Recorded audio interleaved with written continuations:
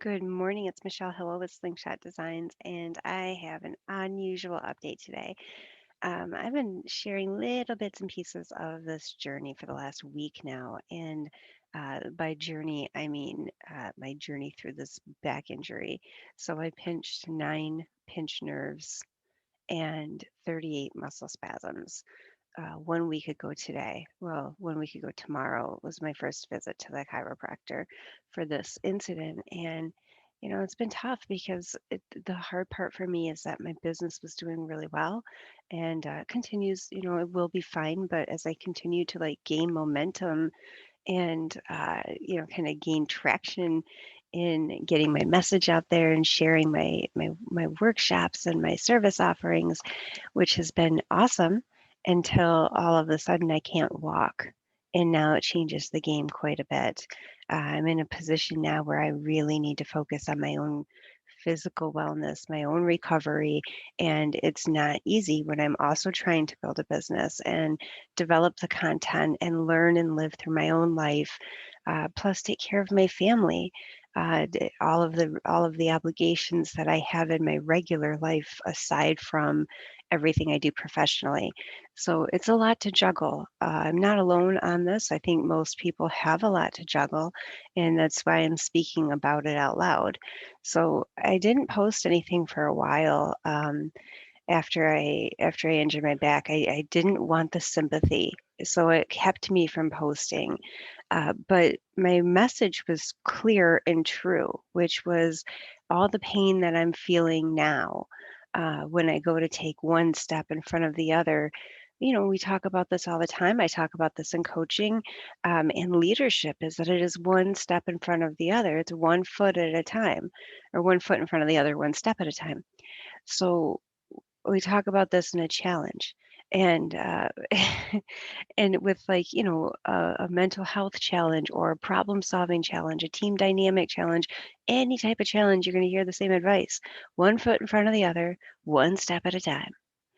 And I've been practicing that mantra most of my life. You can see my camera keeps jiggling. I got my massage on my chair, that's why. So um anyway, we talk about this in team dynamics and problem solving and life and career counseling and all of these different facets. And it's been a very humbling reminder that all of those things apply to physical wellness as well. And I've spent all week thinking about how one foot in front of the other, how truly painful that can be physically. And I there's a twisted side of me that is grateful for this experience because it does remind me to take things back to that physical level. The internal pain that we feel when we face fears can be just as devastating as the physical pain of taking one foot, putting it in front of the other, and feeling that pinch nerve, feeling that muscle spasm kick in, and it hurts like hell. But yet that does not stop us from taking one step. We have to. That's think of the physical therapy and people who have to relearn how to walk again. And I've been thinking about all of that this past week as I've been laid up and really what that means, like what that feels like to take one foot in front of the other, one step at a time when it's painful to do that. Whether you can feel the pain in the form of a pinched nerve or a muscle spasm, or whether it is internal pain and it's the fear. The fear is the same. Having been in both positions, I feel pretty good about comparing those two. The pain or the fear is the same. If you can get past that fear of, oh my gosh, I know this is going to hurt. It is. It is going to hurt. But the only way to get to a place of wellness and healing is by pushing through that pain, breathing. I shouldn't say pushing, breathing through that pain. This week, I have really had to really focus on the smallest details down to the transfer of weight and the shift of the in the balance of that shift from one foot to the other. Putting one foot in front of the other is the first step. The next part is really shifting that weight slowly. in a controlled fashion so that you know, like, I can feel then right when it's going right when that transfer and that shift is happening, when it compresses on that nerve, when it compresses in that area of my spine, so I can react to it, so I can foster it and facilitate it and nurture its growth. These are all the same things I talk about in coaching. So I've had an awful, I have had a lot of experience this week in transferring that knowledge to physical wellness. And what's great to report is that I'm healing remarkably well. My doctors have noticed that my healing process has been pretty impressive. That's for a couple different reasons. One, I'm not a fan of pain, but I'm not afraid of it. I kind of draw on my own experiences in pain. I understand it's a human process, an animal process. It's something that we share in common with all living creatures. It's there for a reason, and it's to remind us of our boundaries when we're not listening.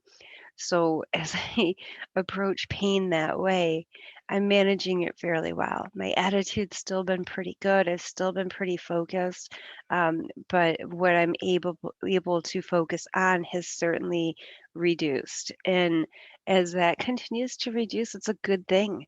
It really forces me to make more of an impact with the less time that I have, because I can't sit behind a desk all day. I can't do the things I was doing to grow my business. So now I have to pivot again. Pivoting isn't something to be afraid of, it's an opportunity to open up to. So when bad things happen to you, how quick are you to rebound and convert that from something really, really negative and devastating to something that's going to catalyze your growth, especially when you didn't have control over it? So I didn't have control over this situation. To be fair, if I really want to get technical about it, I did. I could have done an awful lot of things to prevent me going into this level of pain. I could have taken better care of my health, my physical health, and focused less on, mental agility and inner mastery, and really spent just as balanced on heart, body, and mind. Um, and and I didn't, so I kind of failed to do that. But I will from now on, right? So I'm again grateful that this catalyzed that process and really forced me to focus back on that again. But my question to you is, where are you doing that? How can you readapt and realign your focus today so you don't end up in a position where you had something physical manifest because you were ignoring your own health in that area? I had warning signs. I talked about them.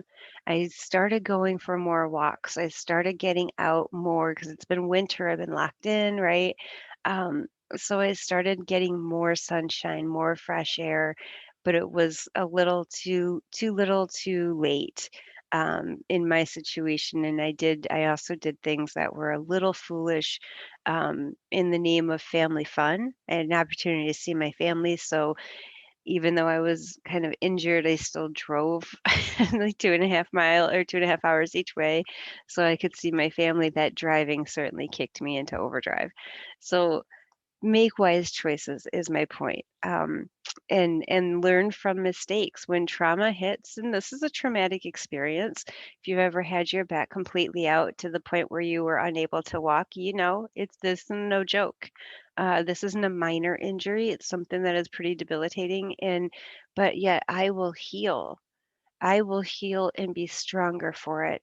And I knew that immediately. It didn't, as soon as I knew I was going to be okay, I wasn't talking about surgery or anything major, then I was immediately grateful and then just pushed through the discomfort of the pain and the fear of the pain so that I can nurture my body back to health again.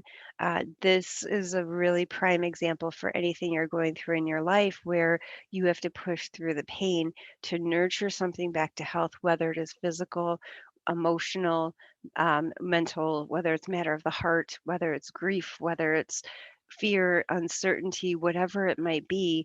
If you need to push through that pain, then reach out to me and I will help you do that. So, my name is Michelle Hill. I'm the founder of Slingshot Designs, and I am just reminding everybody to please take care of yourselves and your neighbors.